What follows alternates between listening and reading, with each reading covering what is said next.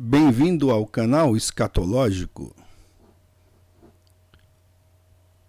Bom, pessoal, esse vídeo aqui diz respeito ao combate das heresias que eu tenho visto surgir. Surgir não, ressurgir, na verdade. Não há nada de novo debaixo do sol, já dizia Salomão. Então, esses movimentos heréticos, eles apenas são uma repaginação daquilo que já foi escrito, já foi dito em eras passadas, ok? Então, principalmente que eu tenho visto, são as heresias que negam a triunidade de Deus, negando assim a divindade do nosso Senhor Jesus e também negando a existência do Espírito Santo de Deus. Então, eles colocam como uma força, eles colocam como uma derivação de uma unidade que talvez houvesse entre o Pai e o Filho. E alguns ficam dizendo que o Espírito Santo é uma força feminina, né? Então, um monte de aberração, sabe? Mas vou provar aqui, já que geralmente essas pessoas usam muito o hebraico, sabe? Mas eles distorcem. Ou por ignorância ou por má fé, eu não sei.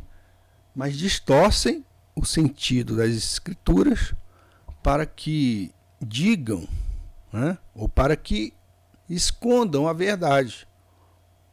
Por exemplo, quando em Gênesis 1,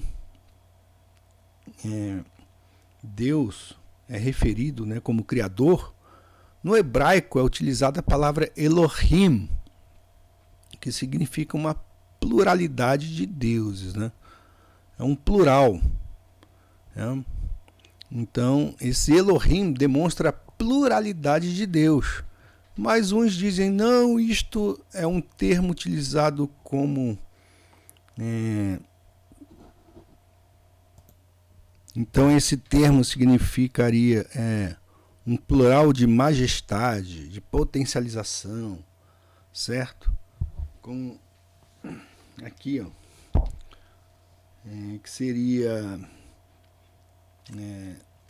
o substantivo hebraico Elohim está no plural, mas o verbo está no singular. Esse uso gramatical é comum no Antigo Testamento, quando há referência ao Deus único e verdadeiro. Nesse caso, o uso do plural expressa intensificação e não número, sendo chamado plural de majestade ou de potencialidade. Entretanto, se faz necessário esclarecer que a palavra Elohim, certo?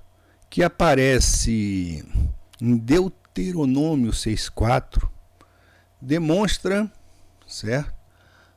A pluralidade de Deus, ok? Eu vou provar isso linguisticamente, pessoal. Vamos lá. Vamos estudar um pouco aí de hebraico bíblico. Vamos ver.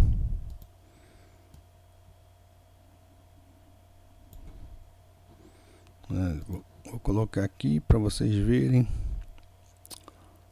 Calma aí.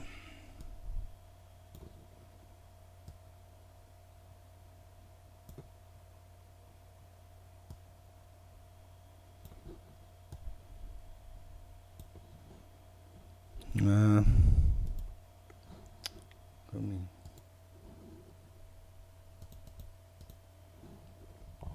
Elohim também demonstra a pluralidade de Deus. Temos em Eclesiastes 12:1. Então é o seguinte, pessoal. Eu vou ler nesta Bíblia. Tem uma Bíblia aqui muito boa, certo? Que eu utilizo aqui. Estou utilizando na minha pesquisa. Ela se chama Bíblia Textual, ok? A tradução aqui é a mais literal possível, certo? E transmite assim realmente o significado do texto, tá?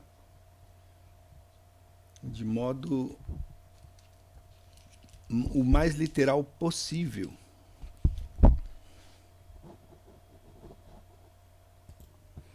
Então, em Eclesiastes 12, ok? Eclesiastes 12 é traduzido dessa maneira aqui. Lembra-te de teus, de criadores, de Aleph Tav, que é a partícula Aleph Tav, e a gente pode fazer um estudo só a respeito disso, né? Então essa partícula aparece muito nas escrituras. Bereshit bara Elohim et Aleph Tav et Hashamaim. Então essa partícula não é traduzível, né? Mas ela tem um significado. Depois falaremos sobre isso. Então, Eclesiastes 12:1 está traduzido assim: lembra-te de teus, de criadores de Aleph Tav nos dias de tua juventude, antes que venham os dias maus e se aproximem os anos em que digas, não tenho neles contentamento. Então vejam só, a pluralidade de Deus nas escrituras hebraicas se distingue em frases tais como: façamos o homem à nossa imagem e semelhança, ficando imediatamente clara a sua unidade, certo? Então, outra coisa interessante, pessoal, é que muitos heréticos aí, os adoradores aí dos ETs, que para eles são deuses, né? Os adoradores dos ETs que afirmam que os extraterrestres criaram um ser humano, né? Então eles distorcem, eles conseguem distorcer isso aqui, pessoal, impressionante, né? Para tentar significar que Elohim, né, esses deuses, seriam deuses minúsculos, certo? Aquela história lá do Erich von Däniken, né? Eram os deuses astronautas, ok? Que vieram do espaço para semear a vida na Terra, certo? Maluquice, né, pessoal? Nada a ver, ok? Então vejam só, e criou Elohim o homem à sua imagem, a imagem de Elohim o criou, macho e fêmea os criou. Gênesis 1, 26 a 27. Esta dualidade se percebe em Deuteronômio 6, 4, que em português é assim, né? Ouve Israel, Adonai, nosso Elohim, Adonai um é. Em hebraico é Shmar Israel, Adonai Eloheinu, Adonai Errad. Bom, então vamos explicar o significado de Errad, que é um. Mas existe algo que não falaram para vocês, ok? E talvez esse povo aí, que fica espalhando heresia, nem saiba. Está aqui. Se o propósito da proclamação, essa proclamação aqui, tá? Houvesse sido fixar a ideia de unidade absoluta da deidade, certamente o registro seria Yahad. Né? Yahad é diferente de Errad, ok, pessoal? É diferente. Vamos aumentar aqui.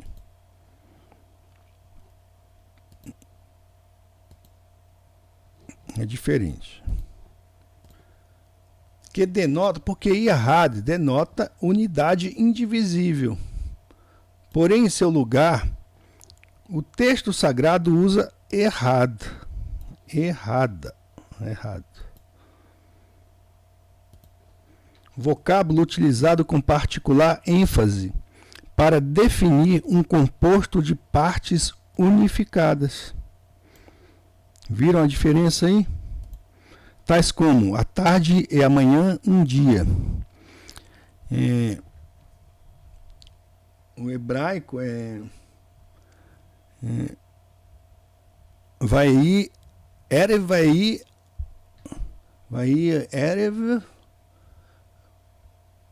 vai Or, Yon Errad, vai Erev, vai Or, né? Vai Erev, eu vou procurar aqui, calma aí. Or é luz, pessoal. Vai Erev, vai Boker, Yon Errad. Então houve tarde de manhã, um dia. Então, outra acepção aqui, outra utilização do vocábulo errado, né? Os dois serão uma carne. Todos estes têm uma só linguagem. A perda dos dois em um mesmo dia, etc. Se a palavra se utiliza aqui com o sentido de unificar, então a passagem indica que Adonai, sempre no singular, nosso Elohim, sempre no plural, é um. Isto é, pluralidade em unidade, pessoal. Ok? Então, é bem claro. Bem claro, aí a triunidade de Deus já revelada nos primeiros versos das Escrituras. Ok? E eu vou ler um trecho aqui da Bíblia. Essa Bíblia aqui, pessoal, calma aí. Essa Bíblia aqui, ó. Bíblia textual, tá? Eu vou ler um trecho aqui muito interessante, tá? Que demonstra de modo bem mais claro essa verdade aqui, tá? Fala a respeito do número. Ele tem um estudo apenas sobre números, tá? Essa Bíblia aqui. Não o livro Números, não. Números. A respeito dos algarismos, ok? Numeração bíblica. Como um simples recurso de narrativa, o número pode resultar um elemento prescindível.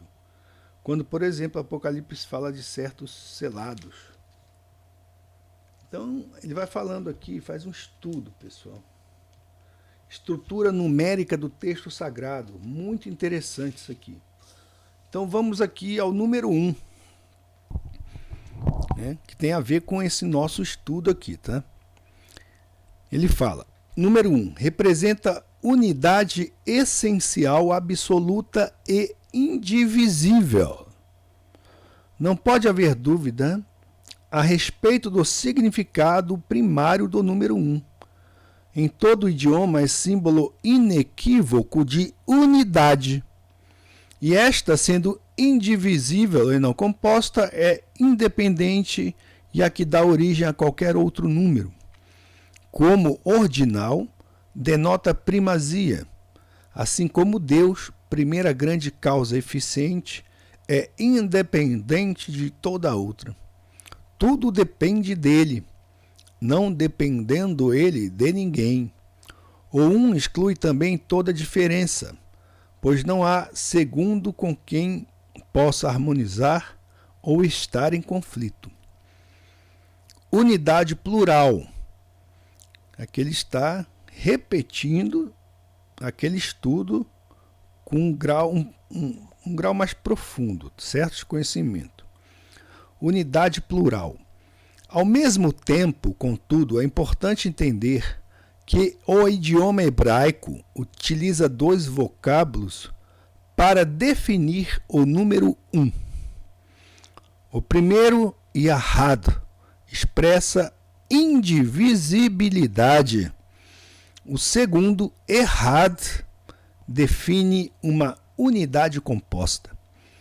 Ambas palavras providenciam a indispensável percepção do maravilhoso conceito unitário e plural da divindade, segundo registra Deuteronômio 6,4.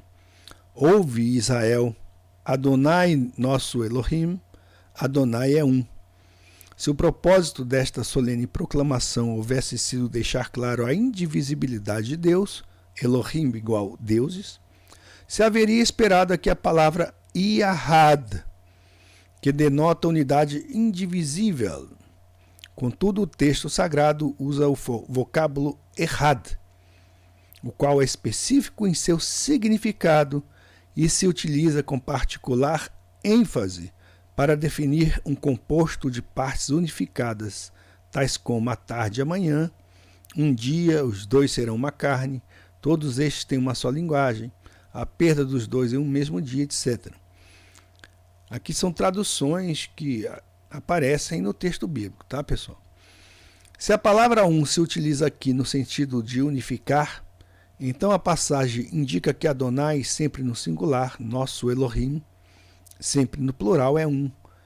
Isto é, uma unidade plural que de maneira alguma nega a doutrina trinitária, antes exclui absolutamente qualquer outro senhor e, portanto, toda idolatria.